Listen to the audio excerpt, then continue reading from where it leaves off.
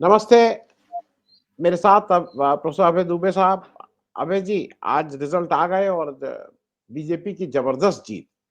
और फिर से एक बार जो बीच में ये था कि भाई एग्जिट पोल गड़बड़ होते हैं, या दूसरी तरह से कहें तो प्रदीप गुप्ता जी ने अपनी एग्जिट पोल को एक बार फिर से ये साबित किया कि भाई उनके उनके उसमें दम है।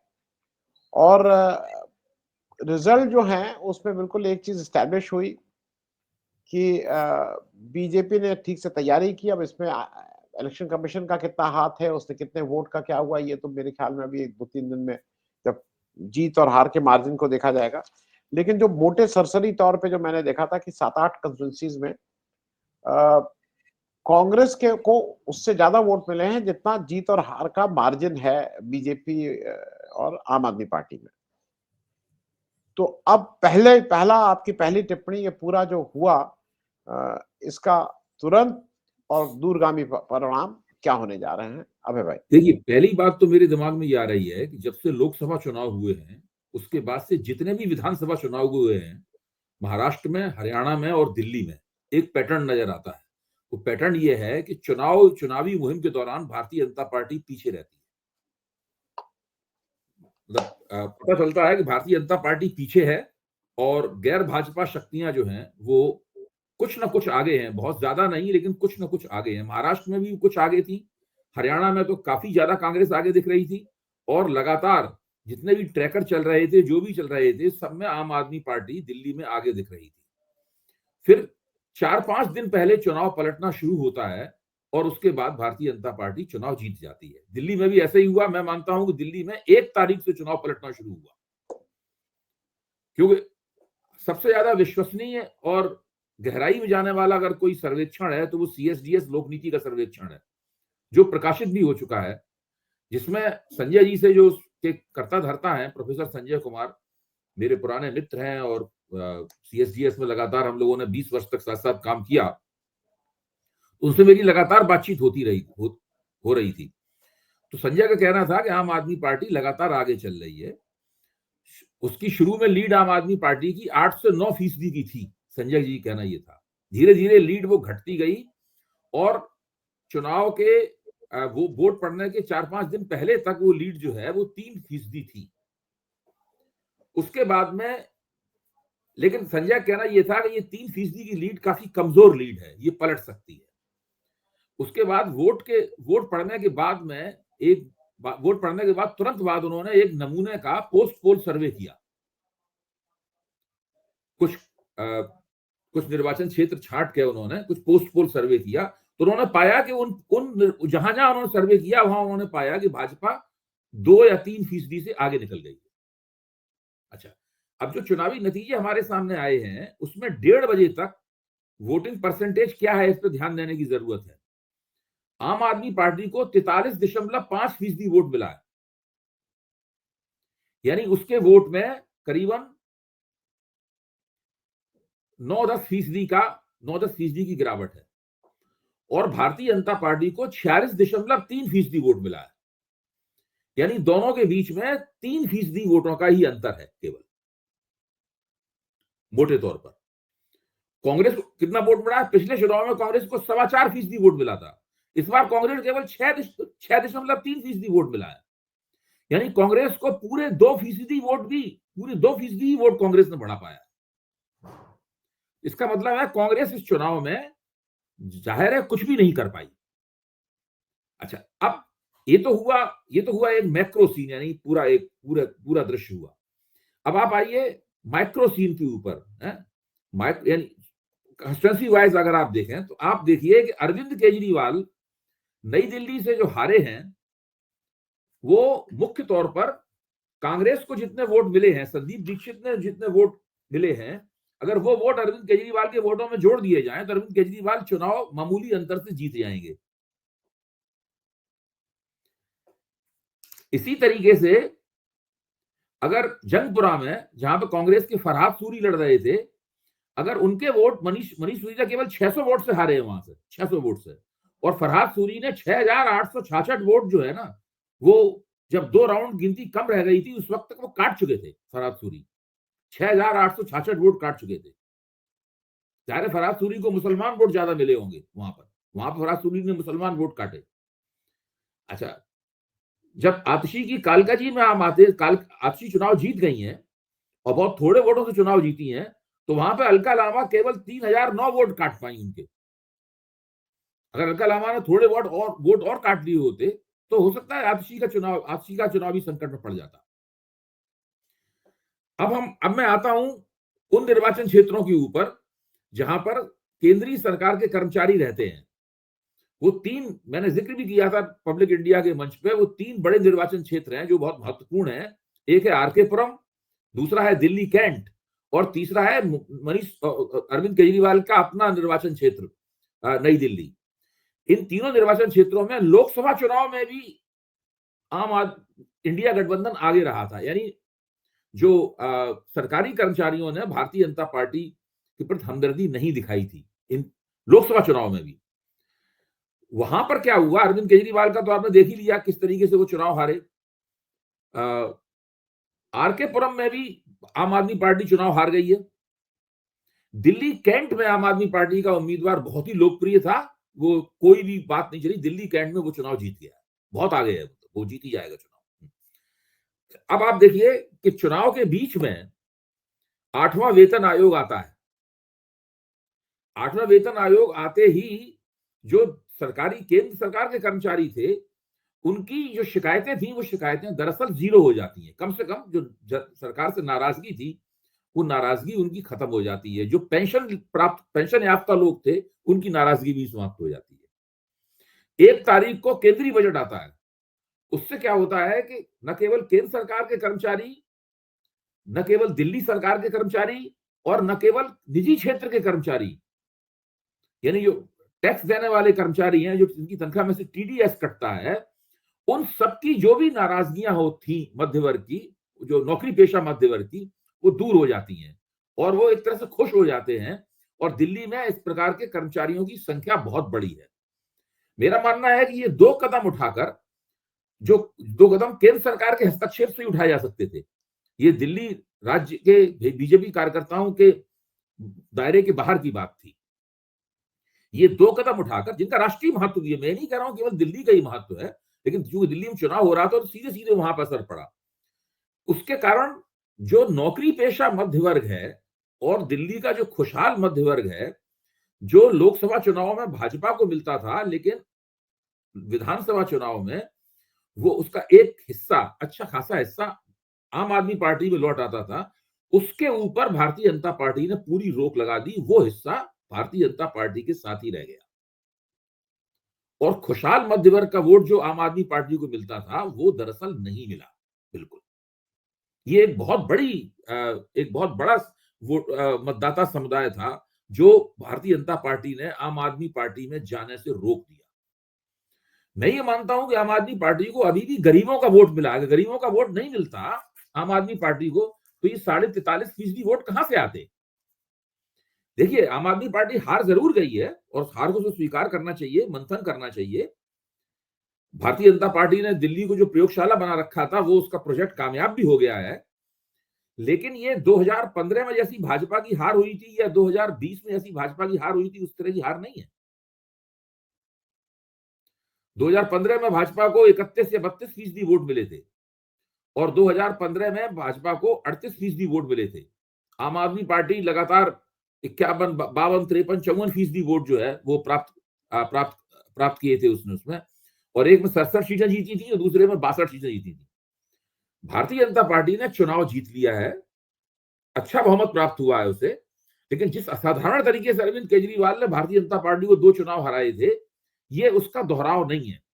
इसका सीधा मतलब यह है कि दिल्ली में कोई आम आदमी पार्टी के खिलाफ नाराजगी थी, क्षोभ था, अनमनापन था, लेकिन कोई ऐसी बड़ी लहर नहीं चल रही थी। जो हमारे वरिष्ठ पत्रकार हैं विनोद शर्मा, उन्होंने कहा भी है, व्यंग करते हुए कहा है कि अगर दिल्ली में आम आदमी पार्टी के खिलाफ आंधी चल रही थी तो हमें अपना फुल बॉडी चेकअप कराना चाहिए। कम से कम हमारी बॉडी ने तो महसूस नहीं किया कि ऐसी कोई आंधी चल रही थी। तो ये स्थिति है। अब आपको सवाल पूछें तो मैं और आगे भी ये दिखाई पड़ा जी। मैं एक चीज तो ये कि बहुत से लोग अब एक ये मान रहे हैं कि अरविंद केजरीवाल जी के सामने अजीब तरह की चुनौती है, क्योंकि अरविंद केजरीवाल साहब जिसके लिए जाने जाते थे कि भाई आरटीआई एक्टिविस्ट थे, लोगों के बीच काम करते थे, उनका एक अपनी साख थी। जन आंदोलन भी उन्होंने बीच में किया, उसकी भी साख थी, लेकिन पिछले 11-12 साल में शायद अब वो आंदोलन से दूर हो चुके हैं, उस तरह का आंदोलन खड़ा कर पाएँगे, इसमें डाउट है। लेकिन जो इमीडिएट समस्या है, वो पंजाब के में जो सरकार है आम आदमी पार्टी की और एनडीएमसी में जो इनका दबदबा है। और वो मैं इसलिए कह रहा हूँ कि जो बीजेपी का अभी तक का मानस रहा है, जैसे अरुणाचल में वो पूरा कांग्रेस को ही उन्होंने बीजेपी बना लिया था। तो मुझे जो खतरा पंजाब में लगता है कि पंजाब में बीजेपी का कोई वजूद नहीं है। बीजेपी वहाँ चौथे नंबर की पार्टी है, बहुत छोटी, मतलब पर लेकिन वो उस तरह का कुछ एक्सपेरिमेंट फिर करने की कोशिश करेगी, क्योंकि अ, वो स्टेबल नहीं रहने देना चाहती है। वो हरदम चाहती है कि विपक्ष में वो कुछ ऐसा करता रहे कि उन लोग उसी में फँसे रहें। उनको ये मौका ही ना मिले कि वो कुछ आपस में बातचीत करके कुछ एक आंदोलन या कुछ इस तरह की। पंजाब और देखिए एनडीएमसी दिल्ली का भविष्य। देखिए दिल्ली में, पंजाब में तो मुझे नहीं लगता कि भारतीय जनता पार्टी कुछ करने की स्थिति में है। एक तो आम आदमी पार्टी के पास वहां बहुत बड़ा बहुमत है, और पंजाब की दूसरी प्रमुख पार्टी जो है अकाली दल, हाँ, वो अभी तक अपने झटके से उभरी नहीं है। अकाली दल में बहुत दिक्कत है। सुखबीर सिंह बादल को पंथिक नेताओं ने दबाव डाल के उनसे इस्तीफा वगैरह ले लिया था, उनको तनखैया घोषित, वो वहां पर कार सेवा भी करनी पड़ी थी, उनकी हत्या की कोशिश हुई थी। तो अकाली दल अभी काफी समस्याओं में घिरा हुआ है। कांग्रेस पंजाब में वापसी मार सकती है। कांग्रेस ने लोकसभा चुनाव में दिखाया कि उसका समर्थन अभी पंजाब में, उसकी कोई हालत ऐसी खराब नहीं है। उसके पास नेतृत्व विहीनता है। तो अमरिंदर सिंह थे तो कांग्रेस के पास एक सुपरिभाषित नेतृत्व था, वो भाजपा में चले गए। एक तरह से कांग्रेस ने धकेला के उनको भाजपा में भेज दिया। उसमें प्रियंका गांधी ने विशेष भूमिका निभाई उनको धकेलाने में।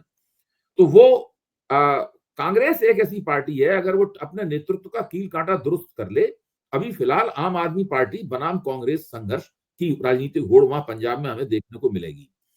दिल्ली में आम आदमी पार्टी के पास आज की तारीख में 43.5% वोट है। आज की तारीख में 23 या हो सकता है 24-25, मतलब इतने विधायक होंगे उनके पास। और आतिशी सिंह अपना चुनाव जीत गई है।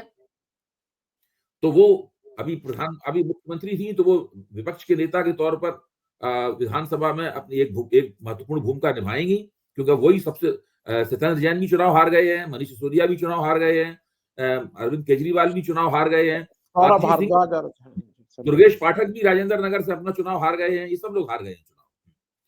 तो ऐसी हालत में अब जो विधायक दल है आम आदमी पार्टी का, उसकी बागडोर आतिशी के हाथ में होगी। और एनडीएमसी, नई दिल्ली नगर महापालिका भी आम आदमी पार्टी के पास है। तो दिल्ली में अगले 5 साल तक राजनीति करने के लिए आम आदमी पार्टी के पास में काफी सामग्री है, और अच्छी खासी विपक्षी राजनीति करने के लिए उनके पास ताकत है। ये नहीं कहा जा सकता कि वो बहुत कमजोर हैं, या उनको हवा निकल गई है, या उनका सुपड़ा साफ हो गया है। तो मुहावरे में लोग कहते हैं सुपड़ा सुपड़ा तो ना साफ हुआ है। आप देखिए 43-43.5% वोट है। 23 विधायक तो अभी जीत रहे हैं उनके, हो सकता है 1-2 और जीत जाएं, तो उनके 25 विधायक हो जाएंगे। उनके जो पूर्व जो मुख्यमंत्री थी, इनकम्बेंट मुख्यमंत्री थी, वो भी चुनाव जीत गई हैं, तो उनके पास नेतृत्व भी है। हाँ, अब सवाल इस बात का है कि अरविंद केजरीवाल का जो अपना नेतृत्व है, उसको कहीं से अगर चुनौती मिली दिल्ली के अंदर से, किसी ने खड़े होकर उनके नेतृत्व पर सवाल उठाए और उस पर बहस मुबाहिसा शुरू हो गया पार्टी के अंदर, तो एक संकट बनना शुरू होगा। लेकिन अगर अरविंद केजरीवाल ने ऐसा नहीं होने दिया, होशियारी से काम लिया, चुनाव हारने के बाद में भी अपनी शक्तियों को उन्होंने बटोरा, और बटोर के बुद्धिमानी से चलते हुए पार्टी के अंदर असंतोष खत्म करते हुए, सबकी बात मानते हुए, पार्टी में डेमोक्रेटाइजेशन करते हुए, लोकतंत्रीकरण करते हुए, अंदरूनी सांगठनिक प्रक्रियाओं का ठीक से पार्टी को आगे बढ़ाया, तो उनके पास पंजाब की सरकार है, दिल्ली में विपक्ष में मजबूत विपक्षी भूमिका निभाने के लिए मजबूत स्थिति है, और नई दिल्ली नगर महापालिका की सरकार उनके पास है, की बागडोर उनके पास है। तो ऐसी स्थिति में उनके पास अगले 5 साल तक राजनीति करने के लिए पर्याप्त सामग्री, पर्याप्त शक्ति मौजूद है। बस गड़बड़ केवल यही है, कहीं अगर किसी तरीके से उनके नेतृत्व पर सवाल उठ गए और उसमें उन्होंने कुछ हेकड़ी दिखाई या डांट डपट का रवैया अख्तियार किया, क्योंकि वो स्थिति अब रही नहीं उनकी, जी, जी। जमाने में थी। तो वो गड़बड़ हो जाएगा। अब ये देखना है कि वो कितने ज्यादा राजनीतिक कौशल उनका कितना है। सत्ता में रहने जी का राजनीतिक कौशल अलग होता है और विपक्ष में रहकर जो संकट होता है उस संकट को अवसर में बदलने का राजनीतिक कौशल अलग होता है। जी। मैं अपनी व्यक्तिगत राय मेरी ये है कि अरविंद केजरीवाल साहब के पास भी एक कौशल है, अच्छे लोगों को कैसे दूर किया जाए, इस पे भी थोड़ी उनको महारत हासिल है। क्योंकि मनीष सिसोदिया, मैं नाम ले रहा हूँ, मनीष सिसोदिया, संजय सिंह, इन सब लोग और गोपाल राय, इन सब लोगों को वो स्थान, वो 1 नंबर पे वो है, फिर 11 नंबर से बाकी कोई शुरू होता है। ये वो थोड़ा स्पेस देते नहीं है अपनी सेकंड लीडरशिप को, तो वो तो उनको मुझे लगता है कि टैक्टिकली एक बड़ी मिस्टेक की थी अरविंद केजरीवाल साहब ने, जब आतिशी जी एक कुर्सी खाली छोड़ के और ये सब हो रहा था कि 2 महीने के लिए और टेम्पररी, उनको कहना चाहिए था नहीं, यही मुख्यमंत्री रहेंगे, यही हमारा नेतृत्व है और यही करेंगे। मेरे ख्याल में उससे भी फ़र्क पड़ता है। ये बिल्कुल पड़ सकता और था, नहीं पड़ सकता था, आप सही कह रहे हैं। मतलब अरविंद केजरीवाल जेल से निकलने के बाद ये रवैया भी अपना सकते थे कि मैं अब सारे देश में घूम-घूम के राजनीति करूँगा। और संगठन बहुत मैं से नेताओं बीजेपी ने की किया। नहीं, और देखिए मैं बीजेपी की पोल खोलूँ। काशीराम ने ऐसा किया है और जयप्रकाश नारायण से लेकर काशीराम तक ऐसे कई नेता रहे हैं जिन्होंने जयप्रकाश नारायण ने तो कभी सत्ता नहीं प्राप्त की, काशीराम भी कभी सत्ता में नहीं बैठे। अरविंद केजरीवाल मुख्यमंत्री रहे थे तो कह सकते थे कि अब ये काफी हो गया, मैं बहुत दिन से मुख्यमंत्री हूँ, अच्छी अच्छा काम कर रही हैं, ये जी, मुख्यमंत्री के तौर पर है और मैं अब जगह-जगह चुनाव लड़ सकता हूँ मैं, नहीं भी लड़ जी। सकता हूँ चुनाव, अब मैं घूम-घूम के राजनीति करूँगा।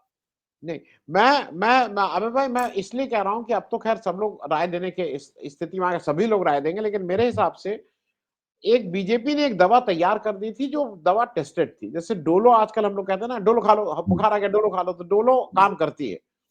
बीजेपी ने एक दवा तैयार की थी कि इलेक्शन से 6-8 महीना पहले अपना मुख्यमंत्री बदल दो, सारी एंटी इनकम्बेंसी के लोगों का गुस्सा उसके साथ बहुत हद तक चला जाता है, नए को ले आओ और वो, तो पहली चीज तो ये मुझे लगा टैक्टिकली। दूसरा, अगर ये स्टैंड लेते कि अब यही क्या आतिशी अब इसकी कमान संभालेंगी और मैं देश भर में घूम घूम के बीजेपी की पोल खोलूंगा, तो वो एक जो बीजेपी की बी टीम, बीजेपी को और कहीं वो आरएसएस की विचारधारा के साथ जो, तो ये भी पोजीशन हो जाती कि भाई ये बीजेपी के अगेंस्ट देके खड़ा हुआ है एक व्यक्ति। उन्होंने ये दोनों मेरे हिसाब से रणनीतिक चूक थी। लेकिन अब मैं एक दूसरी चीज पे आ रहा हूं, इंडिया गठबंधन में मिल्कीपुर में भी, मतलब मैं इसलिए कहूंगा कि खराब ढंग से, बहुत बुरी तरह से समाजवादी पार्टी हारी, इतनी मुझे उम्मीद नहीं थी।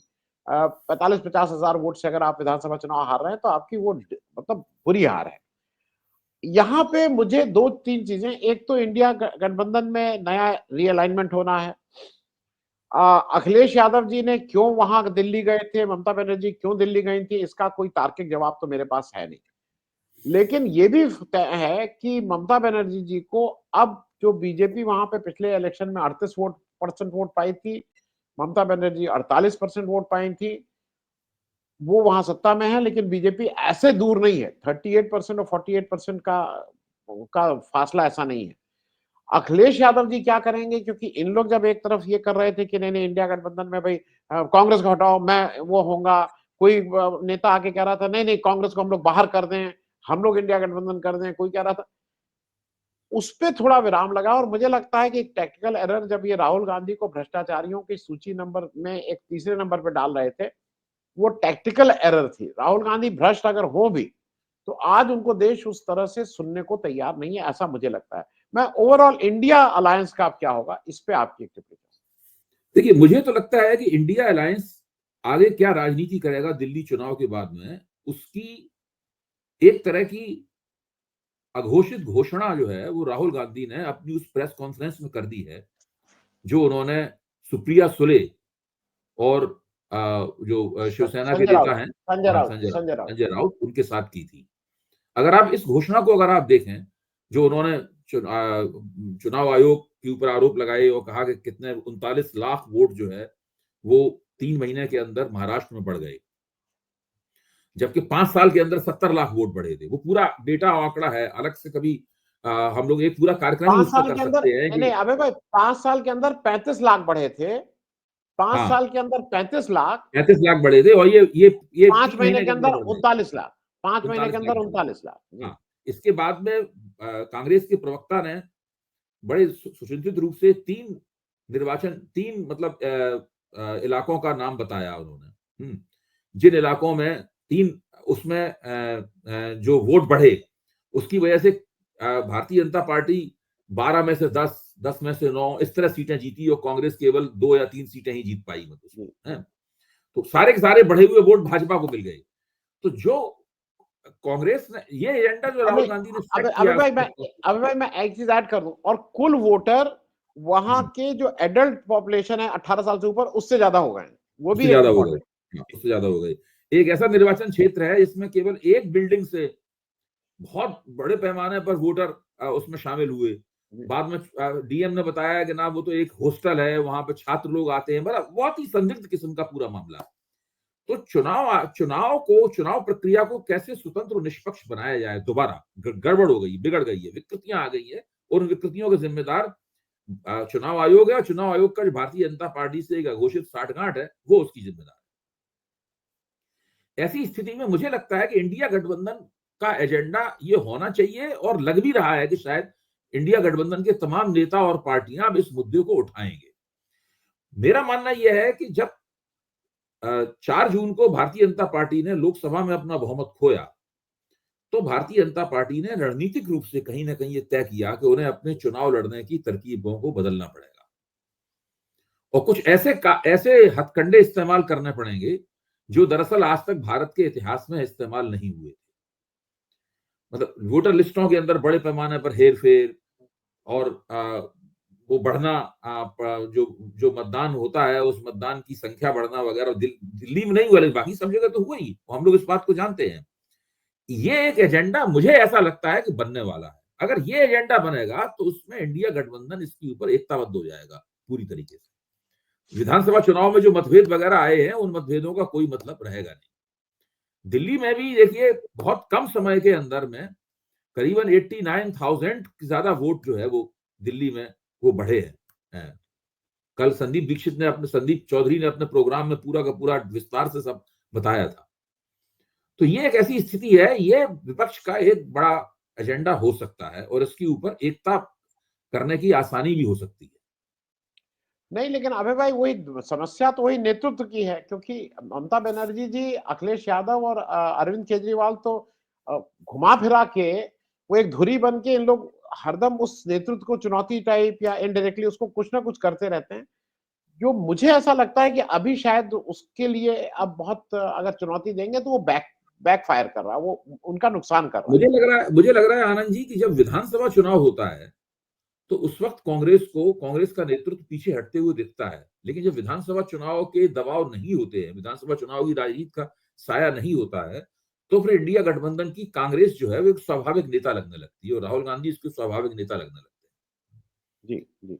तो और जब इस मुद्दे को उठाया जाएगा कि चुनावी प्रक्रिया को कैसे स्वतंत्र और निष्पक्ष बनाया जाए राष्ट्रीय पैमाने पर, तो उसका नेतृत्व राहुल गांधी और कांग्रेस के हाथ में रहेगा ही स्वाभाविक रूप से।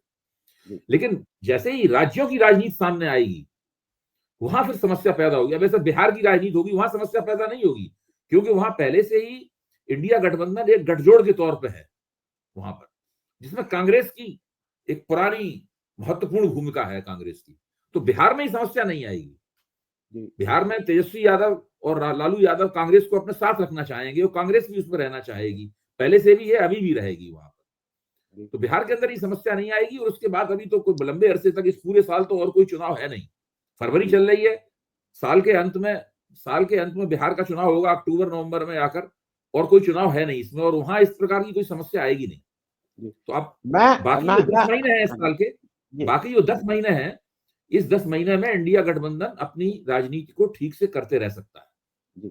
मैं अबे भाई एक चीज और आपसे पूछ लूं, क्योंकि बीजेपी में हम लोग एक चीज तो मानना होगा कि वो कुछ नया चीज लाती है और उसको टेस्ट करती है, और काफी 10 में से 8-9 बार वो ठीक प्रूव होता है। महाराष्ट्र में लाडकी बहना योजना लाई और इलेक्शन पोस्टपोन करा के 2-3 किश्तें कर दी, और उसका लाभ हुआ। अब भले ही वो लोगों को लिस्ट को फिर से वो कर रही है, लोगों को उससे निकाल रही है। दिल्ली में जैसा आपने पहले भी कहा, वो 8वां वेतन आयोग की बात कर ली, और बजट में उसने एक मिडिल क्लास का एक नया चला। मैं इस बात को इसलिए कह रहा हूं कि ये चीजें बीजेपी के पास तो हरदम कुछ ना कुछ रहेगा। अब उसने बिहार की लामबंदी अभी से शुरू कर दी है, बिहार में मखाना बोर्ड और कोसी और क्या क्या उसने शुरू कर दिया। मैं थोड़ा इस पे एक टिप्पणी चाहूंगा कि बीजेपी की जो पोल स्ट्रेटेजी है, या जो पोल का, वो शायद इलेक्शन कमीशन तो छोड़ ही दीजिए, वो जो उसको लाभ मिलता है, लेकिन वो वैसे भी थोड़ा एक स्टेप आगे रहते हैं इन सब मामलों में। अभय भाई। नहीं, नहीं, ठीक बात है, आपकी ठीक बात है। पिछली बार लोकसभा चुनाव में उनको झटका लगा, वो उनका अति आत्मविश्वास था, उसमें नरेंद्र मोदी की कमी थी। नरेंद्र मोदी ने बहुत ही घटिया और खराब चुनावी मुहिम चलाई। अब जो मौका विपक्ष को पिछले लोकसभा चुनाव में मिला था, बिल्कुल वैसा ही मौका ये कि 2029 में फिर मिल जाएगा, ऐसी बात नहीं है। 2029 में विपक्ष को कुछ नई रणनीति लानी पड़ेगी। अगर राहुल गांधी चाहे तो केवल संविधान की किताब दिखा दिखा के ही वो दलित वोट बीजेपी से खींच लें, तो ऐसा बार बार नहीं होगा। क्योंकि दिक्कत ये है कि आपको कुछ नया करना पड़ेगा, नए तरीके से एकता बनानी पड़ेगी, सामंजस्य बनाना पड़ेगा, कोई नया मुद्दा उठाना पड़ेगा। केवल जातिगत जनगणना हो इसका आग्रह, और हम पूरे देश का एक्सरे करवा लेंगे, हम ये संविधान की किताब दिखा रहे हैं, ये संविधान बदलना चाहते हैं, ये एक बार चल गया, ये बात सही है, और उसमें बीजेपी को करारा झटका मिला, चुनाव हारते हारते बची भारतीय जनता पार्टी। लेकिन अब वो दोबारा इस मुद्दे को उस तरीके से नहीं चलने देंगे। कुछ ना कुछ विपक्ष को नया सोचना पड़ेगा। अभी देखिए, ये पहली साल चल रही है, अभी कुछ और बहुत सारे मुद्दे अपने आप उभरेंगे, कोई समस्याएं पैदा होंगी, अर्थव्यवस्था बहुत अच्छा नहीं कर रही है, आर्थिक संकट भी आएगा, और ये जो मिडिल क्लास को अभी खुशी लग रही है, ये खुशी साल भर में काफूर हो सकती है। ये ऐसा नहीं है कि मिडिल क्लास 5 साल के लिए लगातार डांडिया कर खेलता रहेगा, ऐसी बात नहीं है। ये खुशी जो है काफूर हो जाएगी मिडिल क्लास की, क्योंकि महंगाई पे रोक नहीं लगी है, बेरोजगारी पे रोक नहीं लगी है, वो सब कुछ चल रहा है। अबे भाई, मैं एक और चीज बता दूं, ये आप तो 1 साल ज्यादा टाइम बोल रहे हैं, अभी इनकम टैक्स बिल तो पास हो जाने दिया, अभी तो आया ही नहीं है। तो इनकम टैक्स बिल में क्या है, वो हो सकता है 2 ही दिन में काफूर हो जाए, वो उसका हाँ, कुछ आपका भी 1 हो साल सकता है, का कुछ भी हो सकता है। राजनीति पल पल बदलती है, राजनीति पल पल बदल, आपको ध्यान होगा, इस बात को मैं बार बार कहता हूं, तो मुझे लगता है कहने लायक बात है कि पिछले लोकसभा चुनाव के पहले भारतीय जनता पार्टी ने 3 चुनावों में बहुत शानदार जीत हासिल की थी। उसने 2 चुनाव उसने 2 प्रदेश कांग्रेस से छीने थे। अशोक गहलोत को राजस्थान में उन्होंने हराया, भूपेश बघेल को उन्होंने छत्तीसगढ़ में हराया, और मध्य प्रदेश में कई बार जीत चुके थे, फिर से चुनाव जीत लिया उन्होंने मध्य प्रदेश में। तो काफी भारतीय जनता पार्टी की बहुत बल्ले बल्ले थी, लग रहा था कि ये कहीं रुकने वाले हैं नहीं कहीं। लेकिन फिर क्या हुआ लोकसभा चुनाव में, इसलिए आज जो स्थिति है, ये स्थिति 6 महीने बाद रहेगी कि नहीं रहेगी, किसी को कुछ नहीं पता है। मैं बस चलते चलते एक छोटा प्रश्न और छोटी टिप्पणी, इसको ये माना जाए, समअप किया जाए कि दिल्ली वालों के अच्छे दिन शुरू हो गए हैं, डबल इंजन सरकार, डबल क्या ट्रिपल इंजन सरकार, लेफ्टिनेंट गवर्नर साहब, और अब पॉल्यूशन से मुक्ति, मतलब जो जो सब चीजों से मुक्ति, फ्री सिलेंडर, 2500 रुपया बैंक में, ये देखिए, सब चीजों को। दिल्ली में भारतीय जनता पार्टी की जो विधानसभा वाली सरकार बनेगी, इस सरकार के सामने आम आदमी पार्टी की सरकार से ज्यादा बड़ी समस्याएं आएंगी। देखिए, अब दिल्ली में कानून व्यवस्था वो भारतीय जनता पार्टी अमित शाह के हाथ में है, और अब दिल्ली का पॉल्यूशन दूर करना इनके हाथ में है, इन्हें करना है दूर, जिम्मेदारी है। बहुत काम करना है इनको दिल्ली में। ठीक है, आम आदमी पार्टी ने जो किया वो किया, उन्होंने जो किया, उनके खिलाफ नाराजगी भी थी, उनके खिलाफ प्रचार भी था, उनके खिलाफ झूठे सच्चे आरोप भी थे, और वो विपक्ष में पहुंच गई है आम आदमी पार्टी। लेकिन अब भारतीय जनता पार्टी किस तरह दिल्ली को पेरिस से शंघाई बनाएगी, ये देखने वाली बात होगी। और बीजेपी उस शीशमहल में किसको स्थान देती है, ये भी देखने वाली होगी कि मनोज तिवारी वाली बात है। वो अभी तो शीशमहल में चर्चा चल जाते रही है, हैं। अभी सबसे दिलचस्प घटना ये हुई है, ये मैं जरूर आपके साथ में साझा कर लूं, कि क्योंकि प्रवेश वर्मा ने हराया है अरविंद केजरीवाल को, उन्हीं उनके का यहाँ से क्लेम है। लगातार आवाज उठ रही थी कि उनको भी मुख्यमंत्री बनना चाहिए, और अमित शाह आमतौर पर इस तरह किसी विधानसभा का चुनाव जीतने वाले एमएलए से तो मिलते नहीं है, लेकिन उन्होंने प्रवेश वर्मा को बुलाया अपने यहाँ, वहां से प्रवेश वर्मा मुंह लटका के निकले अपना। अच्छा, अमित शाह से मिलके निकले।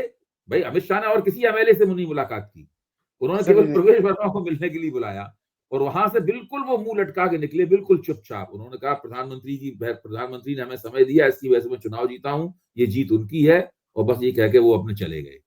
नहीं तो मैं एक मतलब सजेशन ये दे दूं कि भाई, अगर मान लीजिए चीफ मिनिस्टर ना भी बनाए तो शीशमहल उनको अलॉट कर दें, क्या दे भाई, शीशमहल उनको हो गया, चीफ मिनिस्टर कहीं और रहेगा, ये भी एक अच्छा बार्गेन हो सकता है, क्योंकि शीशमहल में रहने के लिए भी बहुत से लोग। चलिए, थैंक यू सो ये मच। सब मंत्री बन सकते हैं, प्रवेश वर्मा हाँ, मंत्री बन सकते हैं, मंत्री तो बनेंगे ही, मंत्री तो बनेंगे। थैंक यू सो मंत्री बन मच, सकते हैं। बहुत-बहुत धन्यवाद आपका।